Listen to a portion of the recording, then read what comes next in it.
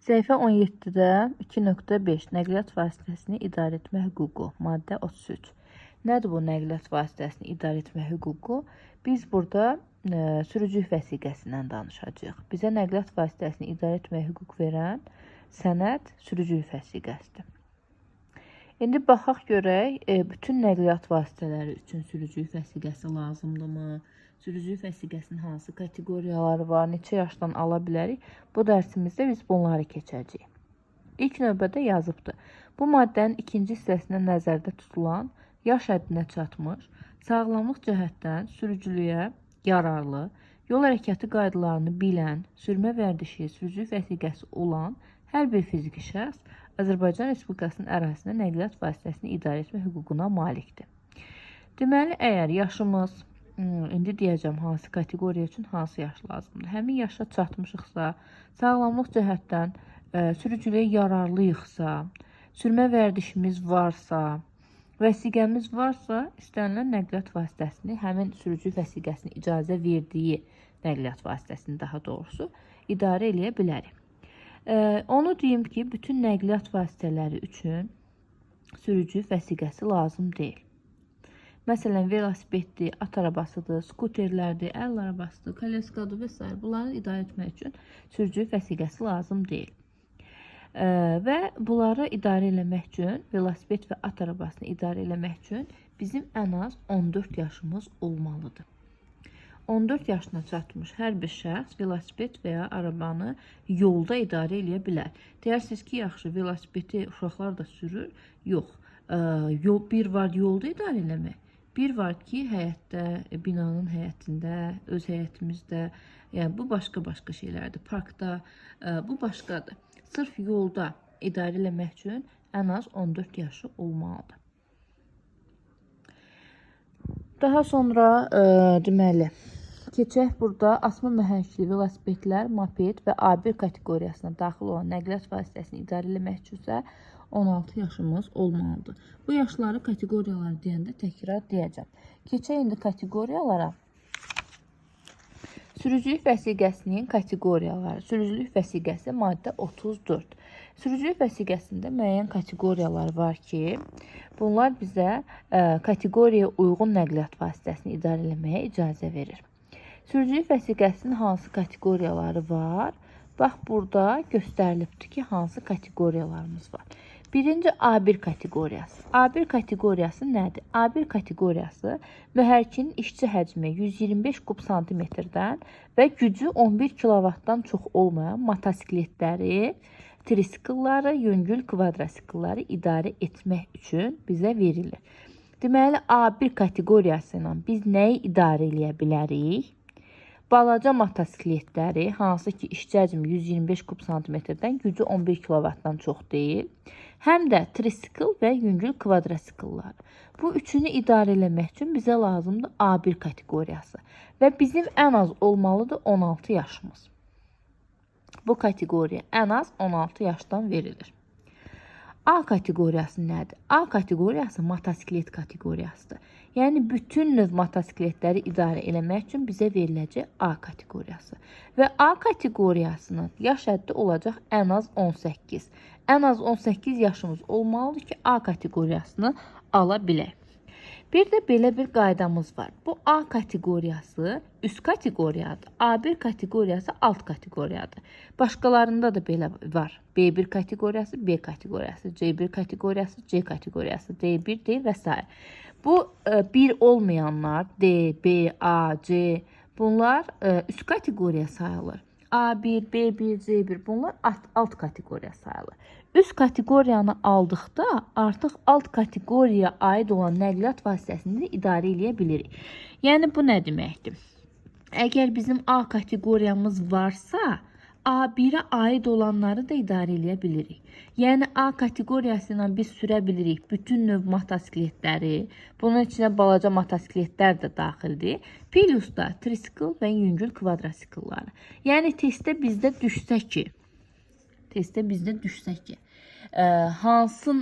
hansı kateqoriya ilə bütün növ motosikletləri sürə bilirik? A kateqoriyası ilə. Bəs testdə düşsə ki, hansı kateqoriya ilə bu balaca motosikleti sürə bilirik. Həm A ilə, həm A1 ilə. Çünki A-nın içində A1 də daxildir. Deməli, həm A, həm A1 ilə balaca motosikleti sürə bilərik. Eyni ilə trisikl və yüngül kvadrosiklları da idarə etmək üçün A1 almağımız kifayətdir. Amma A varsa aynı anda sürə bilirik. Deməli, trisikl, yüngül kvadrosiklları bunları həm A1 ilə, həm A ilə idarə eləmək olar. Yəni, sürücülük vəsiqəmizdə həm A, həm A1 kateqoriyası olsa, ikisindən biri fərq eləmir. Bu zaman biz trisikl, yüngül kvadrosikl və deməli, balaca motosikleti sürə bilərik. A-da da ancaq böyük motosikletlər, bütün növ motosikletlər daha doğrusu aiddir. Fərqi hiss elədiniz nə demək istədiyimi? Desək ki, sadəcə, təkcə balaca motosiklet, trisikl və yüngül kvadrosikl sürmək üçün bizə hansı kateqoriya lazımdır? Bir tək bunu sürmək üçün bizə lazımdır A1. Desək ki, bəs hansı kateqoriya ilə bunları, trisikl, yüngül kvadrosikl bunların idarə eləməyə icazə verəcək bizə hansı kateqoriya? Həm A, həm A1. Hər ikisi ilə idarə eləyə bilərik. Bu nəqliyyat vasitəsi idarə eləyə bilərik. Növbəti B1 kateqoriyamız. B1 kateqoriyası kvadrotsiklları idarə eləmək üçün veriləcək. B1 kateqoriyası kvadrotsikl kateqoriyasıdır. Kvadrotsiklı idarə eləmək üçün bizə hansı kateqoriya lazımdır? B1 kateqoriyası. İndi gələk bu B kateqoriyasına. Ən ağır kateqoriya budur. Tələbələri ən çox çaşdıran budur. B kateqoriyası nədir? Birincisi, B kateqoriyası bizə icazə verəcək. İcazə verilən maksimum kütləsi 3500 kiloqramdan, bəzən testlərdə bunu 3,5 ton kimi də yazır. 3,5 tondan və oturacaq yerlərinin sayı sürücü oturacağından əlavə 8-dən artıq olmayan avtomobilləri, yəni mini avtomobillərini. Qısası B kateqoriyası mini avtomobilini idarə eləməyə icazə verəcək bizə. Bir də maksimal 3,5 ton, yəni 3500 kiloqram olan yük avtomobillərini.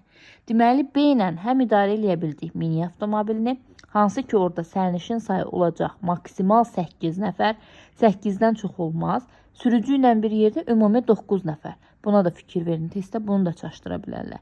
8 nəfər sərnişidir, plus 1 nəfər də sürücü. Ümumi həmin avtomobildə olur 9 nəfər.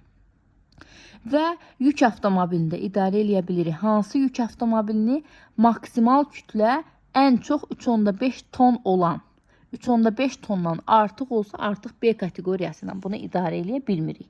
Deməli, B kateqoriyası bizə icazə verdi. 3500 kiloqramdan artıq olmayan yükü idarə eləməyə maksimal 3500 kiloqram ola bilər və 3,5 ton ola bilər və sürücü oturacağından əlavə sərnişinlərin sayı olmalıdır 8 maksimal.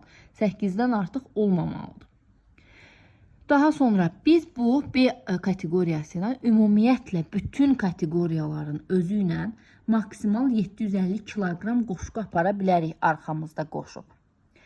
Burada da yazıbdır. B kateqoriyası ilə idarə eləyə bilərik biz nəyi? Qoşqunun icazə verilən maksimum kütləsi 750 kiloqramdan artıq olmayan B kateqoriyasına aid olan avtomobillər. Yəni nə deməkdir? 3,5 tonluq yük avtomobilimizdir. Arxasında aparırıq 750 kiloqram qoşqu. Hansı kateqoriya lazımdır? Bizə B kateqoriyası. Sadəcə B kateqoriyası kifayətdir ki, biz 750 kiloqram qoşqunu aparaq. 750-dən çox olmamalıdır amma. 750-dən çox olsa bizə Y kateqoriyası lazım olacaq. Hal-hazırda deməli bizim yükümüz 3500 kiloqramdır ən çoxu, qoşqumuz da 750. Sadəcə B kateqoriyası bizə bəs eləyir. Və nəhayət, qoşqunun icazə verilən maksimum kütləsi 750-dən çoxdur. Qoşqumuz 750-dən çoxdur. Bayaq dedik 750-yə qədər B ilə apara bilir, o heç. Yaxşı, 750-dən çoxdur. Bunu da B kateqoriyası ilə apara bilirikmi? Bəli. Nə zaman? O zaman ki, yazıbdır ki, bu zaman avtomobilin yüksüz kütləsindən çox olmamalıdır həmin qoşqu. Qoşqunun kütləsi avtomobilin yüksüz kütləsindən çox olmamalıdır. Və qoşqu, Pelios avtomobil ikisinin bir yerdə belə tərkibin icazə verilən maksimum kütləsi 3500 kiloqramdan çox olmamalıdır. Yəni bu nə deməkdir? Tutaq ki, bizim avtomobilimiz 3500 kiloqramdır və biz arxasında 750 kiloqramdan artıq qoşqa aparmaq istəyirik. Qabaqdakı 1500 kiloqramdır. Arxadakı da 750-dən çox. Maksimal nə qədər ola bilər? Qabaqdakı 1500 isə arxadakı qoşqu maksimal 1500 ola bilər. Və bu 1500 hesablayanda baxırıq görə ikisinin bir yerdə kütləsi 3500 kiloqramı keçmir ki, yox keçmir. Bax, 1500 plus arxada da 1500 aparsaq 3000 olur. Yaxşı, 1500-dən çox apara bilmərikmi? Xeyr. Niyə? Çünki dedik ki, qoşqunun kütləsi qabaqdakı avtomobilin öz yüksüz kütləsindən çox olmamalıdır. Qabaqdakı avtomobilin yüksüz kütləsi 1500 kiloqramdırsa, maksimal 1500 kiloqram apara bilərik. Yaxşı, bəs qabaqdakı maşının kütləsi 2000 kiloqramdır, yəni 2 tondur. Arxada maksimal nə qədər qoşq apara bilərik? Bu dəfə yenə mi 2000 kiloqram, yəni 2 ton apara bilərik? Xeyr. Bax, qabaqdakı 2000-dir. Arxadakı 2000 olsa, ikisinin bir yerdə ümumi kütləsi olacaq 4 ton. Axı biz dedik 3.5 tondan, yəni 3500 kiloqramdan çox olmamalıdır. Ona görə də arxada maksimal apara bilərik 1.5 ton, yəni 1500 kiloqram. Qabaqdakı 2000-dir, arxadakı maksimal ola bilər 1500. İzahım aydın oldu. Yenə aydın olmasa sual verərsiniz. Deməli, B kateqoriyası ilə idarə eləyə bildik 750 kiloqramdan artıq qoşqu. Amma necə? Belə ki, qoşqunun kütləsi qabaqdakı avtomobilin yüksüz kütləsindən çox olmamalıdır və onların ikisinin cəm olaraq maksimal kütləsi 3500 kiloqramdan çox olmamalıdır. Bu halda sadəcə bizə B kateqoriyası bəs eləyir. Keçək, bir şey də yenə deyim. B kateqoriyası ilə də B1-ə aid olan nəqliyyat vasitəsini idarə eləyə bilərik. Yəni, B kateqoriyası həm də bizə icazə verir kvadrotsiklları idarə eləməyə. C1 kateqoriyası. C1 kateqoriyası D kateqoriyasına və D1 kateqoriyasına aid edilməyən D və D1 kateqoriyası avtobus kateqoriyasıdır. Avtobuslara aid edilməyən icazə verilən maksimum kütləsi 3500 kiloqramdan artıq, lakin 7500 kiloqramdan çox olmayan avtomobilləri, habelə qoşqu 750 kiloqramdan artıq olmayan C1 kateqoriyasından olan avtomobilləri idarə etməyə bizə icazə verir. Nədir bu? C1 kateqoriyası da, C kateqoriyası da ümumiyyətlə yük avtomobili kateqoriyası sayılır. Biz bayaq dedik, B kateqoriyası ilə yük avtomobilini idarə eləyə bilirdik. Hansı həddə qədər? 3500 kiloqrama qədər. Yaxşı, 3500 kiloqramdan artıqdırsa, bu zaman lazım olacaq bizə C1 və C. C1 icazə verəcək bizə yük avtomobilinin kütləsi olsun 3500 kiloqramdan 7500 kiloqrama qədər. C-də də icazə veriləcək istənilən yük avtomobilini 3500 kiloqramdan artıq olan. 3500 kiloqramdan artıq olsun. Amma burada artıq hədd yoxdur. 3500 kiloqramdan, yəni 3.5 tondan artıq olan istənilən yük avtomobilini idarə etməyə icazə verəcək bizə C kateqoriyası. Və bayaq mən dedim ki, bu kateqoriyaların hər biri ilə 750 kiloqramdan çox olmayan, maksimal 750 kiloqram olan qoşqu daşımağa icazə var. 750 kiloqramdan artıqdırsa bizə Y kateqoriyası lazımdır amma. Hal-hazırda 750 kiloqrama qədər olan qoşqunu biz həm C, həm C1 kateqoriyası ilə apara bilərik. Bu rahat bir şeydir, o qədər də çətin deyil. Bir dənə həddə baxırıq ki, yük avtomobilinin kütləsi 3500-7500 arasıdırsa C1-dir. 3500-dür, amma son hədd göstərilməyibdir. İstənilən yük avtomobildir, 3500-dən artıq olan, bu zaman C-dir. 3500-dən azdırsa, bu zaman B-dir. Yəqin ki, aydındır. Və hər biri ilə 750 kiloqramdan çox olmayan qoşqu aparmaq olur. Keçən növbəti D1. D1 sərnişin daşınması üçün nəzərdə tutulan və oturacaq yerlərinin sayı sürücü oturacağından əlavə 8-dən artıq 16-dan az, yəni 8-16 arası sərnişini olan avtomobilləri, habelə yenə qoşqunun icazə verilən maksimal kütləsi 750 kiloqramdan artıq olmayan D1 alt kateqoriyaları nəqliyyat vasitəsini idarə etməyə icazə verir. Bayaq dedik, 8-dən az sərnişin aparırıqsa B kateqoriyası lazımdır bizə. D və D1 ümumiyyətlə avtobus kateqoriyasıdır.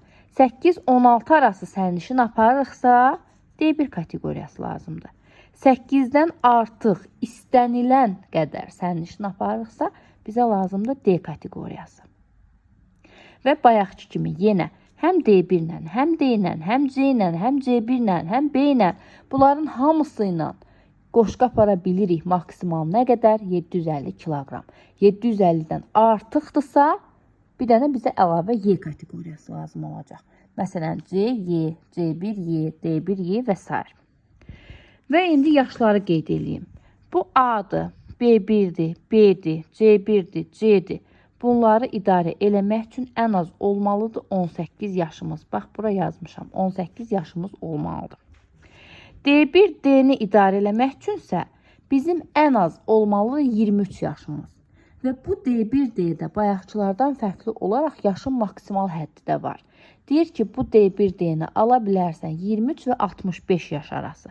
65 yaşdan sonra deyir, D1 və D kateqoriyasını almağa icazə yoxdur. Və D1, D-də bir şey var. Bu D1, D-ni birbaş almaq olmur. Bayaqki A, B, C kateqoriyalarını, A1, B1, C1 kateqoriyalarını birbaş ala bilirdin. Yaşın çatdı, ged al. Amma bu D1, D kateqoriyasını birbaş almaq olmur. Sən əvvəl almalısan ya B, ya C, ya B1, ya C1 bunlardan birini almalısan. Ondan sonra 5 il təcrübən olmalıdır. 5 il təcrübə. Və artıq nə olacaq? 23 yaşın olacaq. Bax, bunları almaq üçün lazım idi bizə 18 yaş. 5 il təcrübə lazım oldu, gəlib çıxdı yaşımız 23 yaşa. Azı 5 il təcrübəmiz olandan sonra bu sürücülük vəsiqələrini ala bilərik. Deməli, D1D kateqoriyasını almaq üçün ən az yaşımız olmalıdır 23 yaş, ən çox 65 yaş və 5 il təcrübəmiz olmalıdır bizim.